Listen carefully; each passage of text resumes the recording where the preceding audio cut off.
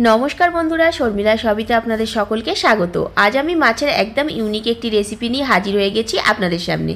जे कोनो माछेर भापा आमरा सम्भवत टिफिन बक्सेई करे थाकि, किन्तु एई रुई भापा रेसिपिटी एकटु आलादा। आमी एखाने रुई माछ व्यवहार करेछि, आपनारा चाइले किन्तु कातला माछ दिয়েও करते पारेन। देखुन एकटा शिलेर मध्य आमी एखाने बेश कयेकटा काँचा लंका और एकटु कालो सर्षे बेटे निচ্ছি। आपनारा चाइले एटा मिक्सितेও करते पारेन।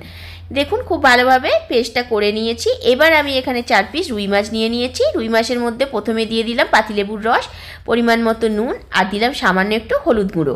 সমস্তটা দিয়ে ভালো করে এবার মাছগুলোকে আমি ম্যারিনেট করে সাইড করে রাখলাম। কড়া গরম হয়ে যাওয়ার পর বেশ খানিকটা সরষের তেল দিয়ে আমি তারপরে পেস্টটা দিয়ে দিলাম এর মধ্যে। বেশিক্ষণ ধরে নাড়াচাড়া করবেন না, তাহলে কিন্তু তেতো হয়ে যাওয়ার সম্ভাবনা থাকতে পারে।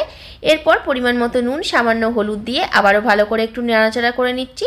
এরপর অল্প একটু জল দিয়ে দেবো যাতে মশলাটা পুড়ে না যায়। তারপরে নাড়াচাড়া করে আরও বেশ খানিকটা জল এখানে আমি দিয়ে দেব। তারপরে গ্রেভিটাকে একটু ভালো করে আমি ফুটিয়ে নেব। গ্রেভিটা খুব ভালো করে ফুটে গেছে। এবার আগে থেকে ম্যারিনেট করা মাছগুলো আমি দিয়ে দিচ্ছি। দেখুন আপনারা বুঝতে পারবেন 5-7 মিনিট পরে তেলটা ওপর থেকে ছেড়ে দিয়েছে, তার মানে আজকের রেসিপি পুরোপুরি রেডি।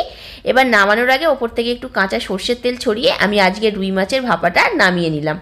আজকের রেসিপি যদি আপনাদের ভালো লাগে বন্ধুরা, তাহলে অবশ্যই একটা লাইক, কমেন্ট এন্ড শেয়ার করবেন। আর কমেন্ট করে আমাকে জানাতে ভুলবেন না যে আজকের রেসিপিটি আপনাদের কেমন লাগলো।